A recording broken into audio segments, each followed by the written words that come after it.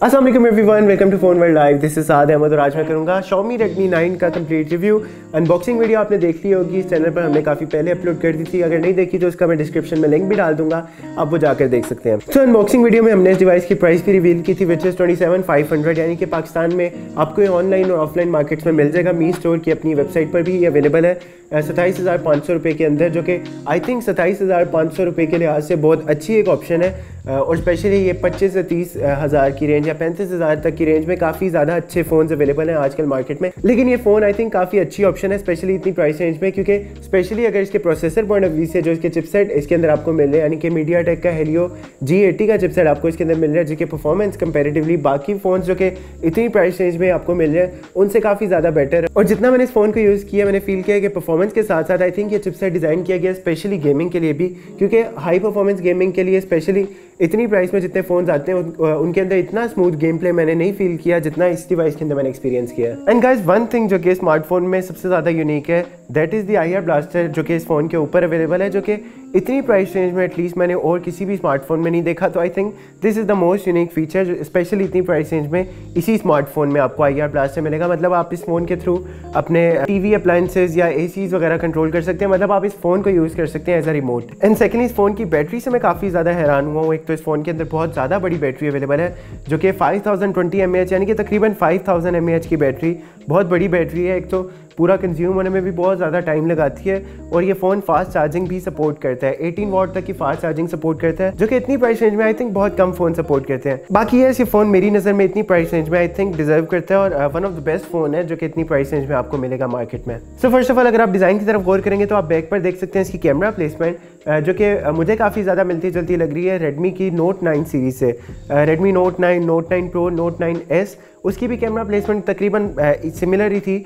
Back पर circular सी shape में बीच में इसका कैमरास अवेलेबल थे। क्वाड कैमरा सेटअप इसके अंदर भी आपको मिल रहा है, जिसमें मेन कैमरा आपको 13 मेगापिक्सल का मिल रहा है, 8 मेगापिक्सल का अल्ट्रा वाइड सेंसर है, 5 मेगापिक्सल का मैक्रो और 2 मेगापिक्सल का पोर्ट्रेट सेंसर आपको मिल जाता है। और एक चीज़ मुझे काफ़ी ज़्यादा अच्छी लगी है कि इसके अंदर कैमरा बम्प बहुत ज़्यादा कम है। मतलब अगर आप इसको किसी सरफेस पर रखेंगे विदाउट इवन कवर तो कैमरा बम्प इतना ज़्यादा कोई फील नहीं होता। और गैस, डिवाइस की बैक पर ही आपको फिंगरप्रिंट सेंसर भी मिल रहा है, जिसकी स्पीड मुझे काफ़ी ज़्यादा अच्छी लगी है, स्पेशली कंपेरेटिवली बाकी फ़ोन जो कि इतनी प्राइस रेंज में आते हैं उनसे अच्छी लगी है मुझे स्पीड, आप भी देख सकते हैं। और स्पेशली इसका फ्रंट कैमरा भी, front camera to be honest इतना ज़्यादा कोई खास नहीं है, लेकिन फ्रंट कैमरा के थ्रू जो इसकी फेस अनलॉकिंग की स्पीड है वो काफ़ी ज़्यादा कमाल की है। मतलब जैसे ही आप पावर की को प्रेस करते हैं विदिन 1 सेकेंड आपका फेस अनलॉक कर देता है। मैंने मल्टीपल सिनेरियोज में से टेस्ट करके देखा है, मतलब लाइट पीछे से भी आ रही हो, किसी भी एंगल से ये फ़ोन बहुत ज़्यादा जल्दी अनलॉक कर देते हैं जैसी पावर की आप प्रेस करते हैं। तो राइट साइड पर आपको इसकी पावर की और वॉल्यूम रॉकेट्स मिल जाते हैं, जबकि डिवाइस की लेफ्ट साइड पर आपको सिम स्लॉट्स मिलेंगे और SD कार्ड की डेडिकेटेड स्लॉट भी मिल रही है। मतलब 64 GB की रोम अवेलेबल है डिवाइस के अंदर बिल्ट इन, लेकिन आप उसको एक्सपेंड भी कर सकते हैं थ्रू माइक्रो SD कार्ड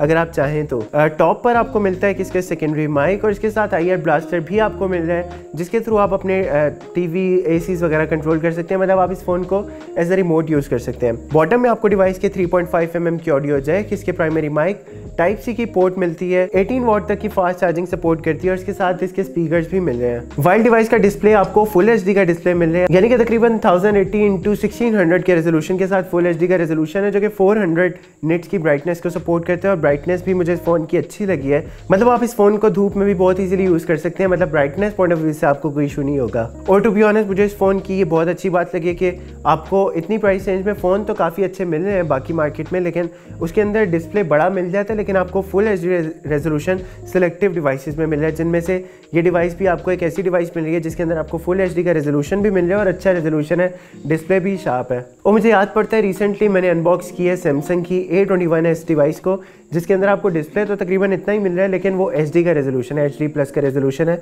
इस डिवाइस के अंदर आपको फुल HD का रेजोल्यूशन मिल रहा है, जिसकी वजह से आपको एक तो फुल HD आप वीडियोस भी देख सकते हैं, उसके साथ साथ आप फुल HD में गेमिंग भी एक्सपीरियंस कर सकते हैं। और सेकेंडली इसके अंदर क्योंकि प्रोसेसर भी बहुत अच्छा आपको मिल रहा है, तो आप गेमिंग भी इसके अंदर अच्छा एक्सपीरियंस आपको मिलेगा डिस्प्ले पॉइंट ऑफ व्यू से भी।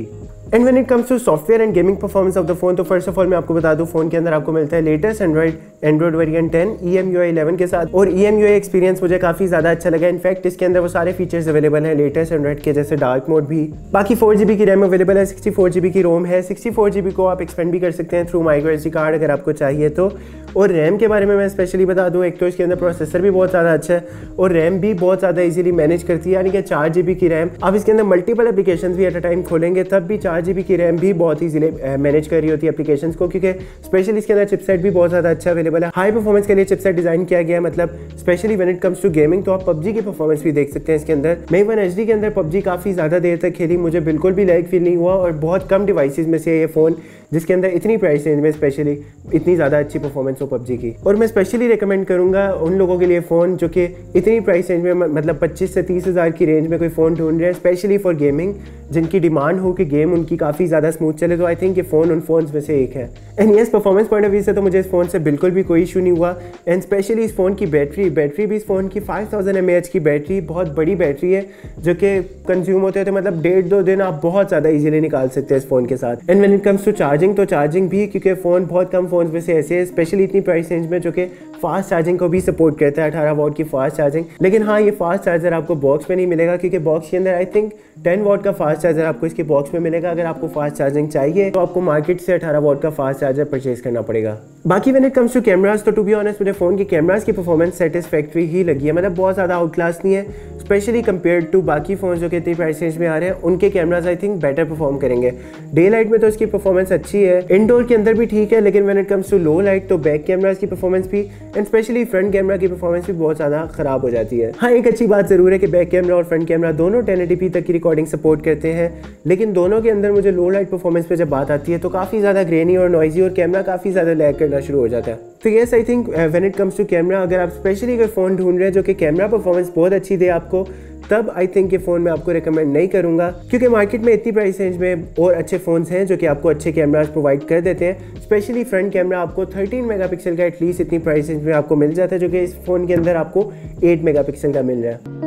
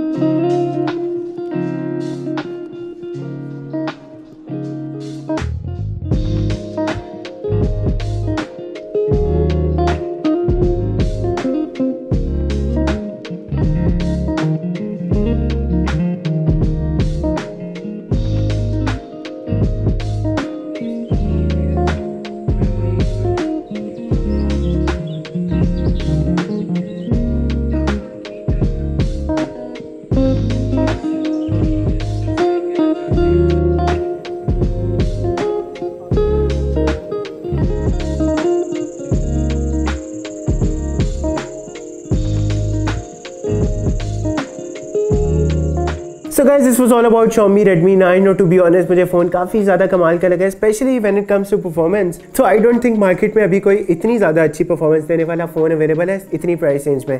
तो मैं रिकमेंड करूँगा ये फ़ोन उन लोगों के लिए जो कि स्पेशली डिमांड करते हैं कोई फ़ोन जो कि बहुत ज़्यादा अच्छी परफॉर्मेंस देता हो, स्पेशली गेमिंग के दौरान भी और मल्टीटास्किंग के दौरान भी, तब मैं आपको ये फ़ोन डेफिनेटली रिकमेंड करूँगा। लेकिन हाँ, अगर आपकी डिमांड है कि आपको बहुत ज़्यादा अच्छे कैमरास चाहिए, तब मैं आपको ये फ़ोन रिकमेंड नहीं करूँगा, क्योंकि ये फ़ोन डिसेंट है, अच्छी परफॉर्मेंस देता है। ये फ़ोन स्पेशली डिज़ाइन किया गया आई थिंक उन लोगों के लिए जो कि बहुत ज़्यादा अच्छी परफॉर्मेंस डिमांड करते हैं, जिनका डेली यूजेज भी बहुत ज़्यादा है, क्योंकि इस फ़ोन के अंदर आपको बैटरी भी बहुत मैसिव बैटरी मिल रही है, 5000 mAh की बैटरी। तो ये फ़ोन उन कम फ़ोन में से है जो कि आपको कम प्राइस में अच्छी बैटरी ऑफर करता है, अच्छी परफॉर्मेंस ऑफर करता है। बाकी अगर आपको फ़ोन के बारे में कुछ जानना है तो आप मुझसे नीचे कमेंट्स में पूछ सकते हैं, मैं आपको रिप्लाई ज़रूर कर दूंगा। फिलहाल के लिए मैं चलता हूँ, टेक केयर, अल्लाह हाफिज़।